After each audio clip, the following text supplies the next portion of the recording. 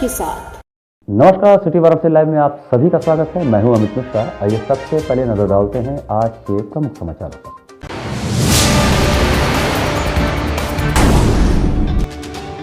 BHU के सुंदरलाल चिकित्सालय के नर्सिंग स्टाफ का धरना प्रदर्शन रविवार को भी रहा जारी। यूपी के मुख्य सचिव दुर्गा शंकर मिश्र व डीजीपी मुकुल गोयल पहुंचे काशी विश्वनाथ मंदिर की सुरक्षा व्यवस्था का लिया जायजा। विश्वनाथ मंदिर में लगे सुरक्षा कर्मी सफाई कर्मियों में वितरित हुआ जूट का चप्पल।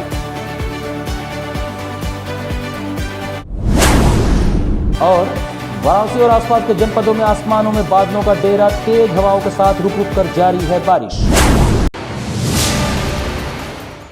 और अब समाचार विस्तार से। उत्तर प्रदेश शासन के मुख्य सचिव दुर्गा शंकर मिश्र और पुलिस महानिरीक्षक मुकुल गोयल ने रविवार को श्री काशी विश्वनाथ मंदिर में दर्शन पूजन कर श्रद्धालुओं के आवागमन और सुरक्षा व्यवस्था का जायजा लिया। उत्तर प्रदेश शासन के मुख्य सचिव दुर्गा शंकर मिश्र और पुलिस महानिरीक्षक मुकुल गोयल रविवार की दोपहर श्री काशी विश्वनाथ मंदिर पहुंचे। प्रदेश के दोनों उच्चाधिकारियों ने सबसे पहले श्री काशी विश्वनाथ मंदिर में बाबा का दर्शन पूजन किया। दर्शन पूजन करने के पश्चात उन्होंने श्रद्धालुओं की सुरक्षा व्यवस्था और उनके आवागमन की जानकारी दी। श्री काशी विश्वनाथ मंदिर में देश विदेश से आने वाले श्रद्धालुओं को क्या सुविधा दी जा रही है, कैसे उनको सुरक्षित तरीके से व्यवस्थित कर दर्शन पूजन कराया जा रहा है, इसकी जानकारी ली। मंडलायुक्त श्री दीपक अग्रवाल ने दर्शन पूजन के पश्चात मुख्य सचिव और डीजीपी को नक्शे के माध्यम से परिसर के रूट प्लान और किस ओर से श्रद्धालु आकर गर्भगृह के किस प्रवेश द्वार पर जाकर दर्शन करते हैं और किस गेट से बाहर निकलते हैं, इसकी विस्तृत जानकारी दी। इसके अलावा मुख्य सचिव ने श्रद्धालुओं के आवागमन के सभी रूटों पर जाकर स्थिति का जायजा लिया। वहीं डीजीपी ने श्रद्धालुओं के उस मार्ग पर होने वाली सुरक्षा चेकिंग की जानकारी ली। सबसे पहले दोनों अधिकारी यात्री सुविधा केंद्र गए, जहां सुविधा केंद्र में मिलने वाली सुविधाओं के बारे में पूछा। वहां से लगने वाली लाइन और उसमें मिलने वाली सुविधाओं को यात्रियों के बीच जाकर निरीक्षण किया। शौचालय, पेयजल सहित टिकट और जूता चप्पल की व्यवस्थाओं को भी देखा और अधिकारियों को निर्देशित किया। इसके पश्चात सभी अधिकारी गेट नंबर 2 सरस्वती फाटक की तरफ गए, वहां यात्री सुविधा केंद्र द्वितीय के आवागमन की व्यवस्था की जांच की। अधिकारी मंदिर चौक, विभिन्न गैलरी होते हुए गंगा घाट तक के मार्गों का निरीक्षण किए और भवनों के निर्माण और उनके संचालन की जानकारी ली। निरीक्षण के बाद दोनों अधिकारी परिसर में बने मीटिंग हॉल में पहुंचे, जहां मंदिर प्रशासन और पुलिस प्रशासन द्वारा बनाई गई पीपीटी को देखा। मुख्य सचिव ने कहा कि पहले विश्वनाथ मंदिर आने के लिए काफ़ी गलियां हुआ करती थी, आज यह परिसर काफ़ी बड़ा हो गया है, इसलिए सुरक्षा व्यवस्था को भी उसी तरह व्यवस्थित किया जाना चाहिए। इसलिए पुलिस प्रशासन और मंदिर प्रशासन साथ मिलकर एक व्यवस्थित रूपरेखा तैयार करें, जिससे कि श्रद्धालुओं को आने जाने में किसी प्रकार की कोई कठिनाई न हो। डीजीपी ने कहा कि पहले के सुरक्षा प्लान में अब बदलाव की आवश्यकता है, इसलिए सभी सुरक्षा एजेंसियों को शामिल करते हुए एक नया रिवाइज प्लान तैयार करने और उसको पालन कराने की आवश्यकता है। इस बैठक में मंडलायुक्त दीपक अग्रवाल, पुलिस कमिश्नर ए सतीश गणेश, मुख्य कार्यपालक अधिकारी सुनील कुमार वर्मा, अपर police commissioner Subhash Chandra Dubey, CRPF commandant Anil Kumar वृक्ष सहित जिले भर के पुलिस और प्रशासन के अधिकारी उपस्थित थे। प्रदेश के मुख्य सचिव दुर्गा शंकर मिश्र ने रविवार को कानून व्यवस्था और कोविड की तैयारियों की समीक्षा के मद्देनजर कबीरचौरा मंडलीय चिकित्सालय पहुंचकर निरीक्षण किया। कानून व्यवस्था और कोविड की तैयारियों की समीक्षा करने रविवार को वाराणसी पहुंचे मुख्य सचिव दुर्गा शंकर मिश्र ने कबीरचौरा स्थित श्री शिव प्रसाद गुप्त मंडलीय चिकित्सालय का निरीक्षण किया। उन्होंने रविवार को भी स्पेशल ड्राई कैंप चलाकर कोविड वैक्सीनेशन की रफ्तार में तेजी लाने को कहा। इस दौरान मंडलायुक्त दीपक अग्रवाल भी उनके साथ मौजूद थे। मुख्य सचिव ने पूरे अस्पताल परिसर का भ्रमण किया और टीकाकरण सेंटर पर जाकर वहां पर सुरक्षा व्यवस्था और टीका लगवाने आने वाले लोगों के बारे में जाना। उन्होंने सीएमएस कबीरचौरा डॉक्टर प्रसन्न कुमार से यह भी पूछा कि प्रतिदिन कितने लोग वैक्सीनेशन के लिए आ रहे हैं। उन्होंने टीकाकरण केंद्र पर बैठी नर्स से शनिवार और रविवार तक होने वाले वैक्सीनेशन के बारे में पूछा और यह भी पूछा कि इस डस्ट पर कोविड की कौन सी वैक्सीन लग रही है। और टीकाकरण केंद्र का हमारे चिकित्सालय का और महिला चिकित्सालय दोनों जगह का टीकाकरण केंद्र उन्होंने जाके आ सकते और टीका कितने लोगों को लगा, क्या लगा, इसके विषय में जानकारी रविवार को लेकर क्या रविवार को, क्योंकि अभी तक नॉर्मली रविवार को हम लोग वैक्सीनेशन वाला ड्राइव होता नहीं था, लेकिन इस बार से ये स्पेशल ड्राइव शुरू किया गया है। तो इसके विषय में उन्होंने कहा कि इसके लिए व्यापक प्रचार प्रसार किया जाए, ताकि जो लोग बाकी दिन में भी व्यस्त हैं, टीका नहीं लगवा सकते हैं, तो रविवार के दिन आकर के टीका करने का कार्य। सर सुंदरलाल चिकित्सालय के नर्सिंग स्टाफ के आंदोलन के चलते बीएचयू की चिकित्सा व्यवस्था प्रभावित हो रही है। बीएचयू के सर सुंदरलाल चिकित्सालय के नर्सिंग स्टाफ के आंदोलन में कूदने के बाद चिकित्सा व्यवस्था प्रभावित हो गई है।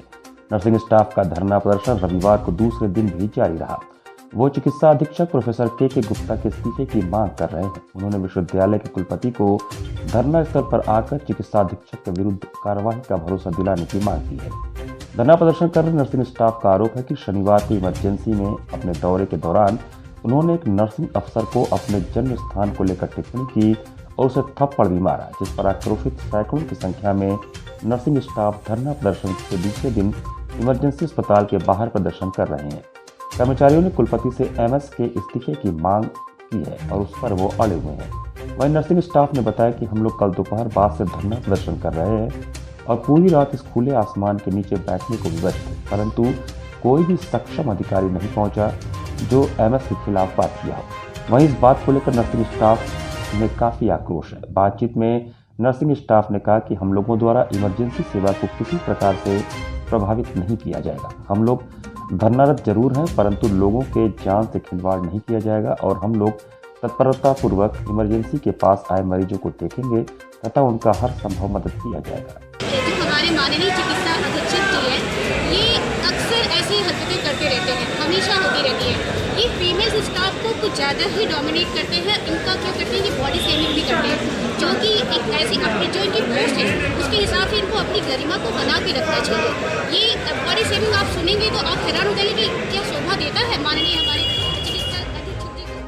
अभी भी इमरजेंसी सेवाएं सुचारू रूप से चल रही है। केवल यहाँ पर हर वार्ड में हमारे एक दो नर्सिंग स्टाफ वहाँ पे भी मौजूद है और कार्य कर रहे हैं। आगे से बंद कार्य का विरोध करते हुए हमने हर एक जगह का वीडियो बना के रखा है जहाँ पे स्टाफ होते हुए कार्यरत है। इसी हिसाब से यही आग्रह करेंगे वो इस समस्या का समाधान तुरंत से तुरंत करें और सबसे पहले एमएस के गुप्ता को अपने पद से बर्खास्त करें।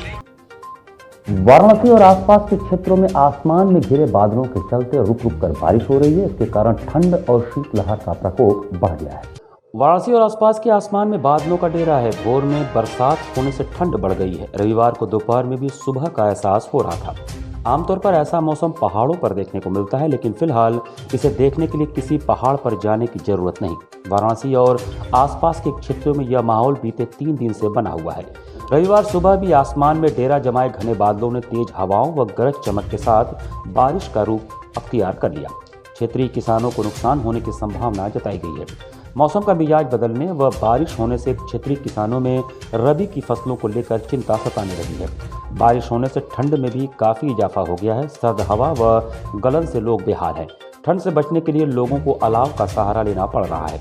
आसमान में छाए घने बादलों के बारिश करने तथा ओलावृष्टि की आशंका के चलते क्षेत्रीय किसानों में दलहनी तिलहनी फसलों की सुरक्षा को लेकर चिंता सताने लगी है। यदि बारिश का क्रम इसी तरह जारी रहा तो अरहर, सरसों, मटर, आलू आदि फसलों को भारी नुकसान पहुंचेगा। ठंड का प्रकोप बढ़ने से आमजन तथा पशु पक्षियों को दिक्कतों का सामना करना पड़ रहा है। ठंड होने के बाद भी सार्वजनिक स्थानों पर अलाव नहीं जलने से लोगों में आक्रोश व्याप्त है। बारिश व सर्द हवाओं से ठंड व गलन बढ़ गई है, जिससे पशुओं में भी संक्रमित बीमारी फैलने का खतरा बना हुआ है। आसमान में छाए घने बादलों के बारिश करने से किसानों की धड़कनें बढ़ गई हैं। मौसम विज्ञानी इसकी वजह पश्चिमोत्तर भारत में बनने वाली वायुमंडलीय परिस्थितियों को बता रहे हैं। उन्होंने बताया कि उत्तरी पाकिस्तान और सटे जम्मू कश्मीर के ऊपर एक पश्चिमी विक्षोभ सक्रिय है। इसके अलावा राजस्थान से लेकर दक्षिण पश्चिम उत्तर प्रदेश की ऊपरी हवाओं में 3000 फीट की ऊंचाई पर एक चक्रवाती हवा का क्षेत्र बना हुआ है, जिसके परिणाम स्वरूप दिल्ली से लेकर लखनऊ तक अच्छी बारिश हुई है। इसी वायुमंडलीय परिस्थिति के चलते पूर्वी उत्तर प्रदेश के आसमान में बादल छाए हुए हैं और रुक रुक कर बारिश का सिलसिला जारी है। गुरु गोरक्षनाथ मंदिर मैदागिन स्थित कार्यालय में हिंदू युवा वाहिनी की मासिक बैठक आयोजित हुई। हिंदू युवा वाहिनी की तरफ से रविवार को मैदागिन के गुरु गोरक्षनाथ मंदिर में स्थित कार्यालय में मासिक बैठक आयोजित हुई। हर साल की तरह इस बार भी मकर संक्रांति से लेकर आगामी 1 माह तक समरसता सहभोज कार्यक्रम आयोजित करने का फैसला किया गया। हिंदू युवा वाहिनी के मंडल प्रभारी व वाराणसी विकास प्राधिकरण के मानद सदस्य अमरीश सिंह भोला ने समरसता सहभोज कार्यक्रम को लेकर पदाधिकारियों को दिशा निर्देश दिया और कहा कि समरसता कार्यक्रम के लिए सभी कार्यकर्ता संगठित होकर काम करें। इसके लिए सभी की जवाबदेही तय होगी। इस अवसर पर मुख्य रूप से वाराणसी मंडल प्रभारी एवं वाराणसी विकास प्राधिकरण सदस्य अमरीश सिंह भोला, जिला संयोजक सुनील सिंह, वरिष्ठ जिला उपाध्यक्ष अभिषेक गौतम, महानगर प्रभारी मनीष मिश्रा, महानगर संयोजक सुनील कुशवाहा, महानगर अध्यक्ष अजय सिंह समेत 12 मंडल पदाधिकारीगण और कार्यकर्ता उपस्थित रहे। लहर लहर लहरे। यहाँ पर वक्त चला छोटे से ब्रेक का, बने रहिए सिटी वाराणसी लाइव के साथ। वाराणसी लाइव, सच के साथ। Best fundamental lab, best faculty, best placement set. We are proud to be a student of JDSN. I am a student of Jeevandeep Mahavidyalaya. I am proud of Mahavidyalaya for excellent faculty, best support and best infrastructure and best placement. Best fundamental lab, best faculty, best placement set. We are proud to be a student of JDSN. I am a student of Jeevandeep Mahavidyalaya. I am proud of Mahavidyalaya for excellent faculty, best support and best infrastructure and best placement. हम तोड़ेंगे ये सन्नाटा, करेंगे बात आपकी, बात बना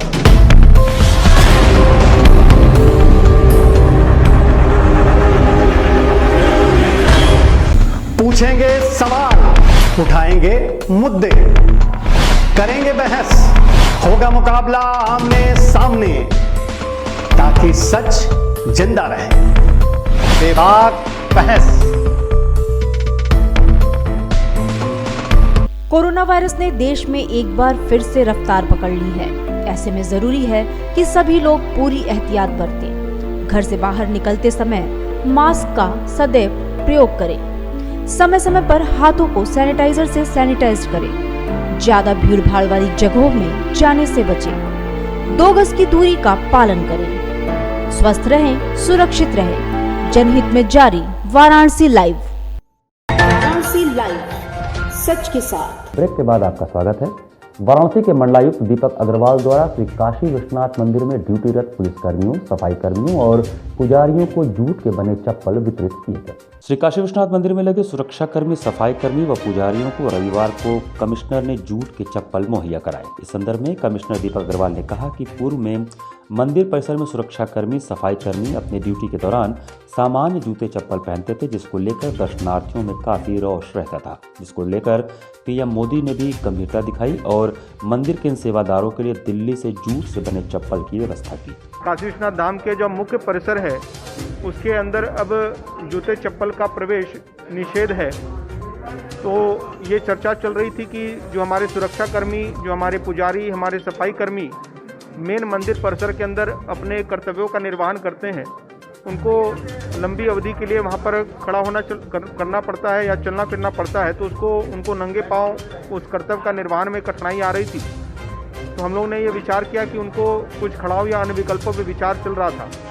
लेकिन विभिन्न स्रोतों से माननीय प्रधानमंत्री जी को जब इस बात की जानकारी हुई तो उन्होंने इस बात को ये गंभीरता से लिया और उन्होंने अपने स्वयं से खुद वहाँ से जूट के जो जूते बनते हैं उसका काफ़ी बड़ी संख्या में मंदिर को वहाँ से भेजा गया दिल्ली से, जिसका आज वितरण का कार्यक्रम हमारे जितने भी सफाई कर्मचारी हैं, हमारे सुरक्षाकर्मी हैं, सीआरपीएफ के लोग हैं, हमारे पुजारी अर्चकगण हैं, उनको सबका वितरण किया गया है।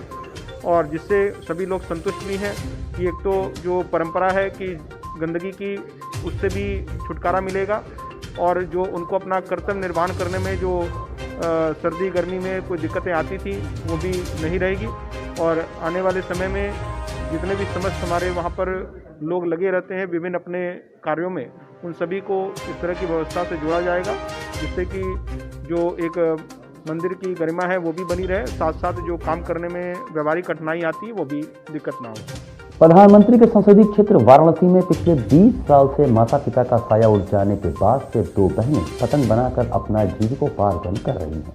न किया श्रृंगार फिर भी इन्हें इल्म नहीं, बेटी हर गरीब की परियों से कम नहीं। मशहूर शहर की ये पंक्तियां वाराणसी के पीली कोठी के रहने वाली 2 बहनों पर एकदम सटीक बैठता है। प्रधानमंत्री नरेंद्र मोदी के संसदीय क्षेत्र वाराणसी के पीली कोठी के रहने वाली 2 बहनों के सिर से पिता और मां का साया 20 साल पहले ही छिन गया। गरीबी और मुफलिसी में पलने वाली दोनों बहनें आज अपने इज्जत रूपी दामन को बचाने के लिए पतंग बनाकर अपना जीविकोपार्जन करती हैं। 20 साल पहले मां और पिता का साया सिर से उठने के बाद दोनों बहनों ने पतंग बनाकर किसी तरह से अपना जीविकोपार्जन चलाया। वहीं बात अगर वाराणसी के गंगा जमुनी तहजीब की करें तो क्षेत्र के कुछ संप्रांतों के द्वारा दोनों बहनों को समय समय पर आर्थिक मदद भी दी जाती है। दोनों बहनों की आर्थिक और माली हालत काफ़ी खराब है। एक बेटी की उम्र 40 हो चुकी है, लेकिन गरीबी की वजह से शादी नहीं हो पा रही है। वहीं मोहल्ले के रहने वाले हाजी रहमतुल्लाह ने बताया कि दोनों बहनें पिछले 40 सालों से पतंग बनाकर अपना गुजर बसर कर रही हैं।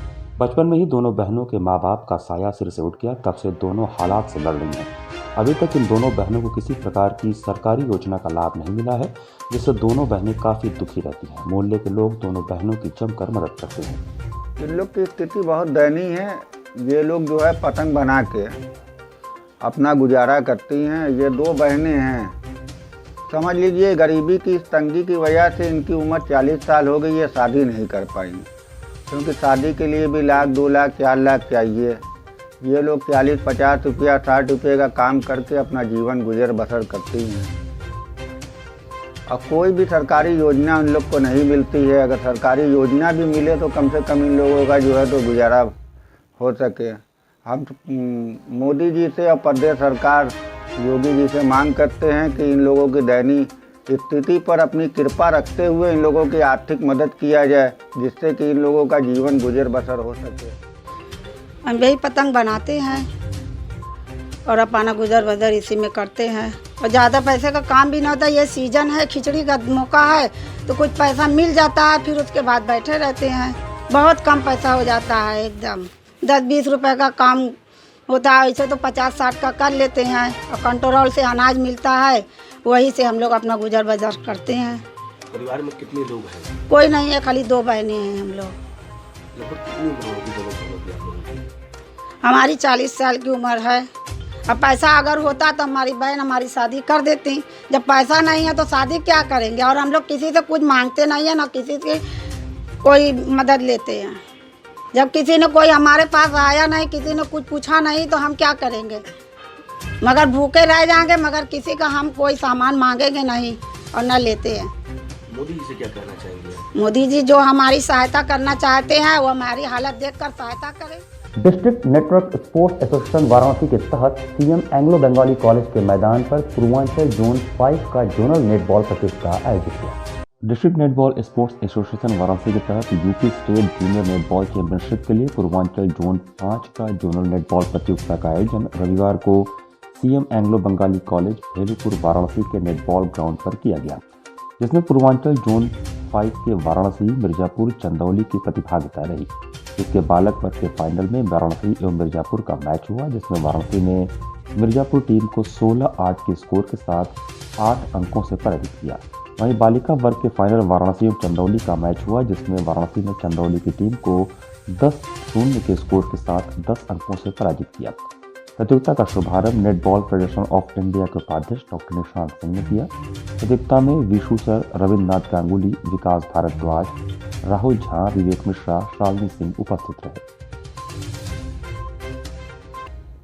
डीएवी डिग्री कॉलेज के मैदान पर नगर निगम और इलेक्ट्रॉनिक मीडिया के बीच एक मैत्री मैच खेला गया, जिसमें अरशद अहमद और प्रणव अग्रवाल के बेहतरीन बैटिंग के चलते मीडिया एकादश ने 7 विकेट से जीत दर्ज की। डीएवी डिग्री कॉलेज के मैदान पर नगर निगम एकादश और इलेक्ट्रॉनिक मीडिया एकादश के बीच 25-25 ओवरों का एक मैत्री मैच खेला गया। टॉस जीतकर पहले बल्लेबाजी करने उतरी नगर निगम की टीम ने 25 ओवरों में 8 विकेट के नुकसान पर 207 रन बनाए। नगर निगम की तरफ से अपर नगर आयुक्त सुमित कुमार ने 30, राहुल सोनकर ने 57, इश्तियाक ने 47, रितेश ने 20 और अमन ने 18 रनों का योगदान दिया। मीडिया एकादश की तरफ से संजय रस्तोगी ने 2, वीर प्रताप ने 2, अमित मिश्रा, अमित दत्ता, अरशद अहमद और शुभम ने 1-1 विकेट लिए। जवाब में खेलने उतरी इलेक्ट्रॉनिक मीडिया की टीम ने 23 ओवरों में ही 3 विकेट के नुकसान पर 208 रन बनाकर मैच जीत लिया। इलेक्ट्रॉनिक मीडिया की तरफ से अरशद ने शानदार 90, प्रणव अग्रवाल ने नाबाद 68, अमित दत्ता ने 28 और अमित मिश्रा ने नाबाद 10 रनों का योगदान दिया। नगर निगम की तरफ से सुमित कुमार, इमरान और अमन ने 1-1 विकेट लिए। Umpiring R K. श्रीवास्तव और राजकुमार यादव ने किया।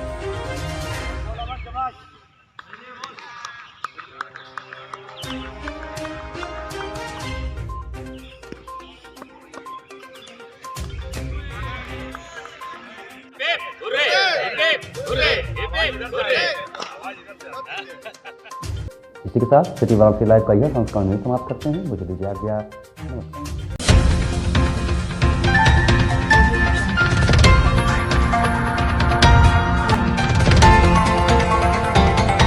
वाराणसी लाइव, सच के साथ।